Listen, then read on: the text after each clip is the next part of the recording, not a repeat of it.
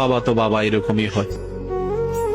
বাবারা যতক্ষণ থাকে বটগাছ হয়ে ছায়া দিয়ে রাখে।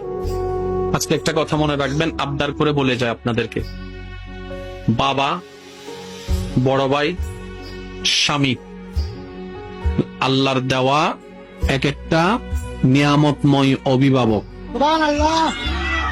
স্বামী এটা যেমনই হোক, যদি ইনকাম কমও করে, কিন্তু সে স্বামী যতদিন বেঁচে থাকে ওই স্বামীর স্ত্রীকে কেউ আঙ্গুল তুলে সহজে কথা বলতে পারে না।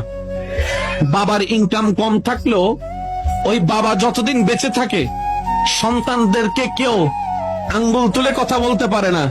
কিন্তু যখন এই মাথার উপর থেকে বাবার ছায়া চলে যায়, যখন এই মাথার উপর থেকে আমার বোনের স্বামীর ছায়া চলে যায়, এই সমাজের যে বলতে পারে না সে মানুষও আঙ্গুল দেখাই দেখাই কথা বলে। সেজন্য মনে রাখবেন, বাবারা